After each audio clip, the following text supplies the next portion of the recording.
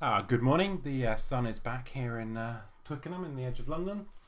And today for N+1, I'd like to carry on the sample that we started yesterday. So the sample we started yesterday was a collectible app, and I can just start it from scratch. And we only did it yesterday on Windows Phone. And what it was a database app. You can go and you can look at the list of things in the database. It's not very pretty yet. And you can go and you can add things to the database. So you can add, sun in the sky. Oops, got caps lock on. Sun in the sky. And you could add some notes to it, and then you can click OK. And there are a few things missing in this. First of all, we discovered that the location wasn't updated when we did a quick review at the end, in the second time we went to that screen. And then we didn't have this most recent collected item. And then after we've done those kind of little bug fixes, we think we might also want to go and start tidying things up, putting images in, doing things which are more exciting. So let's start diving into these things. And what we'll do is we'll open up yesterday's project. I've moved it into a new solution. So I've moved it into part 2. That's all I've done. It's the same code as yesterday. And what we'd like to do is, first of all, we would like to fix that location problem. So the fact that on the second time you go here, you don't get your location. So let's fix that. And to do that, what we'll do is we'll go into the location service that we had before. And it was just an empty interface. And I guess what we'll do is we'll find a way of getting the latest location. So we'll probably add something. We'll use like a normal naming system of try get latest location, and that will return. So we use out parameters for this. You could do it any other ways. You could return a normal property or something. But we'll just do that, a try get latest location, and we will use that in our location service. Yeah, we could actually instead ask, can you resend a message, but we'll just do it this way. So we're going to do try get latest location, and what we'll do is we will store the latest location here somewhere. So we've got our location, which comes in this guy, and we will just store it. So we will have a field, which we'll just call private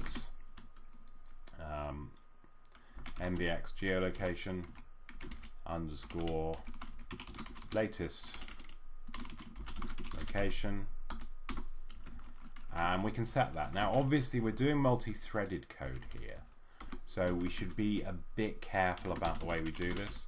So what I'll also do is I'll just synchronize it. So as well as that, I will have a private read only. And this will just be an object underscore lock object.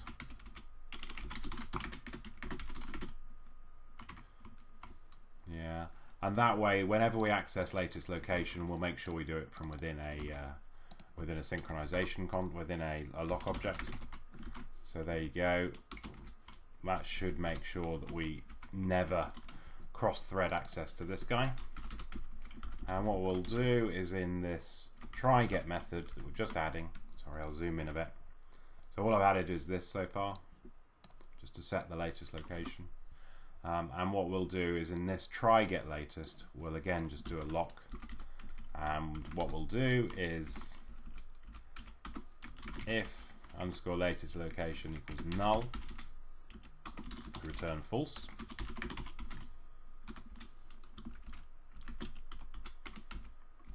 Otherwise, we'll return latest location dot coordinates dot lat. So that's lat equals, and obviously we're going to have to set null values for these or 0 values for these as well. Latest location dot longitude, and then we can return true. So that's just going to provide us with a way of accessing this information. Lat equals long equals 0. That's just going to provide us with a way of accessing it. And what we can then do is in the view model, yeah, I wrote this code so it's a bit easier for me to remember it than you perhaps.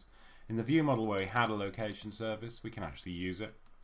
So what I'll do here is I will do, I'll just set my own properties. I'll do, oops, double I'll do it as a method. So I'll do update location. I'll do it here in line. So what I'm going to do is double lat long, and what I will do is I will pass those in. So location service dot try get latest location out lat out long.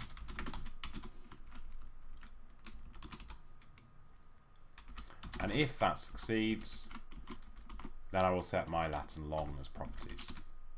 Latitude equals lat, longitude equals long, and then I also here in this method had a location known property, so I'll set that as well.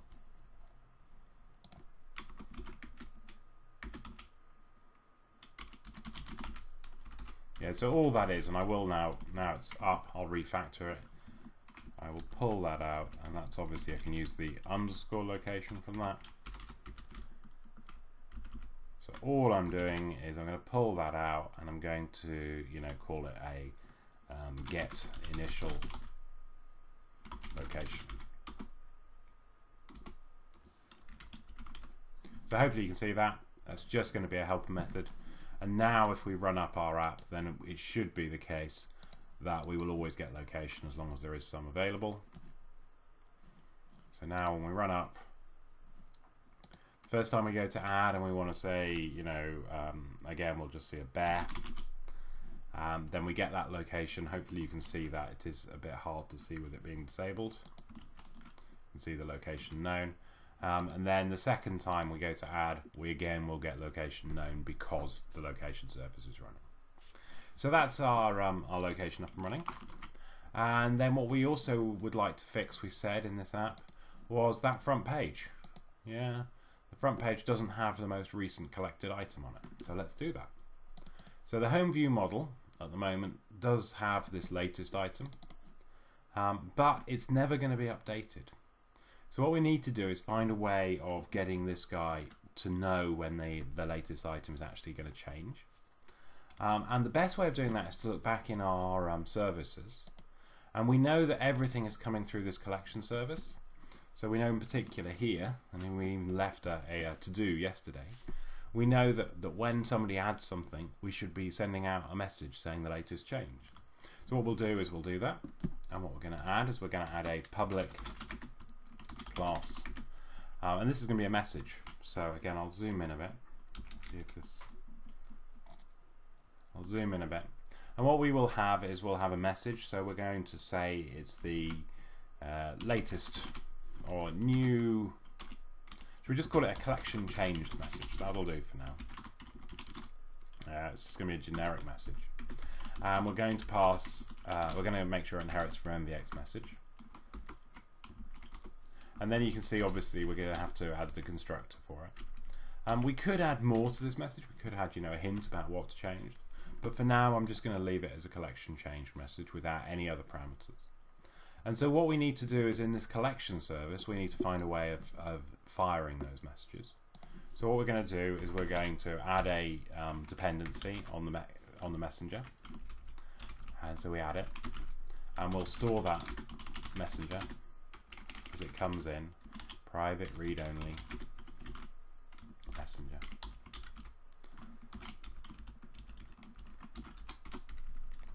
And when we've done that, we can obviously store that as just a normal reference.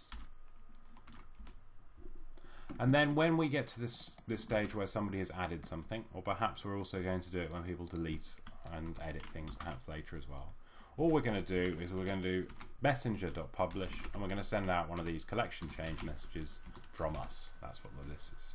It's a send. So that should work, and that should send out a message. And then we need to do the other half of the problem, which is to actually receive the message. So let me just put that in its own file, just for neatness. Off it goes. And then let's go back to the view model, the home one to start with.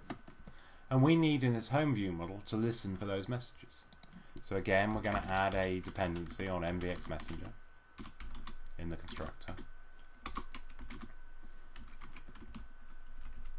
And what we're going to do is we are going to subscribe on the messenger to those messages. So we're going to subscribe.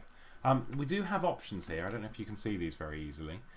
We've got options about how we subscribe. Do we want to subscribe just on whatever thread it's being called on? Do we want to subscribe on the UI thread? Do we want to subscribe on the thread pool thread? For now I'm just going to subscribe because I don't really mind where I get called. But sometimes you might want to say, please, whatever happens, make sure I'm on the UI thread. Because you want to be interacting with perhaps an observable collection or something like that, which demands that you are on the UI. But for now I'm just going to use subscribe. And the thing that we're going to subscribe to is this collection changed message. So we subscribe like that. And then have I typed something wrong, or is it? No, it's still there, so it should work.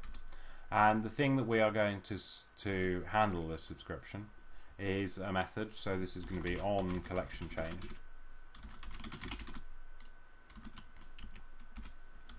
And I will create that method.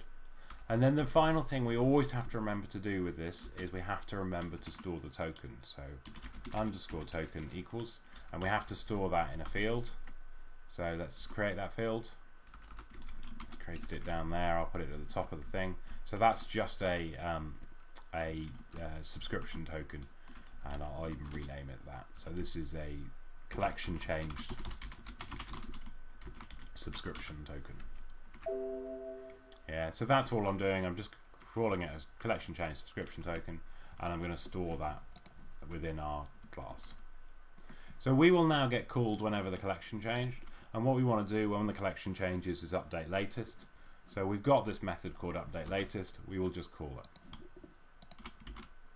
Yeah. How do we put some more hints inside this object, inside the message? Then perhaps we do a switch and do different things, but all we want to do is update latest, so we're going to do it. So that's the server side done for that, and on the UI we actually then want to display that. So let's take a look at our UI in our home view, and at the moment we just had this text block to do.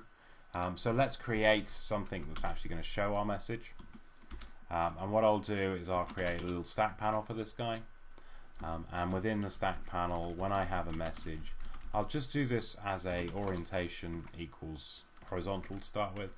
We're going to put more in there, so we're going to have an image at some point, and because we haven't got an image at the moment, I'll just put it in as a height and width of 100. This is going to be a placeholder for now. Do I have a fill or anything I can put in? No. So I will put, might have an icon. So I will put,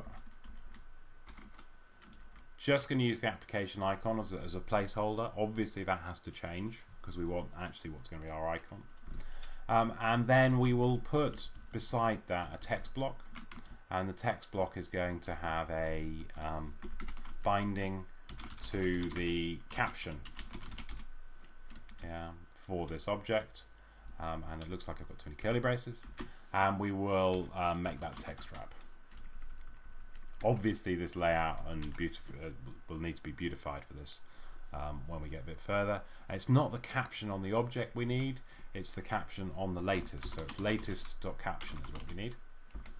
Yeah, and that should give us our latest object. So now let's see whether or not this runs. Let's run this up, debug, start new.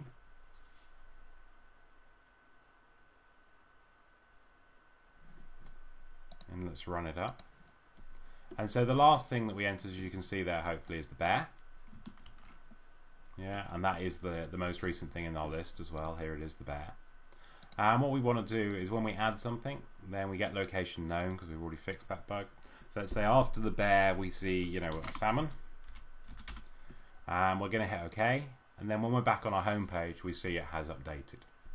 So those are two tiny bugs, two tiny features we've just improved.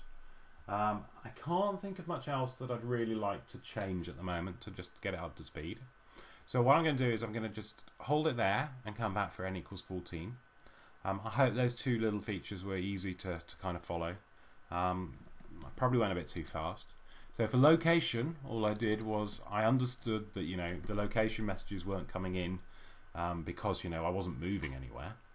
So I just cached the latest location, and I was careful to use multi-threading there. And you know, C# and the lovely lock keyword gives me great multi-threading really simply. It's still easy to mess up, but it gives me that. And then I provided a public API to get me that latest location as well.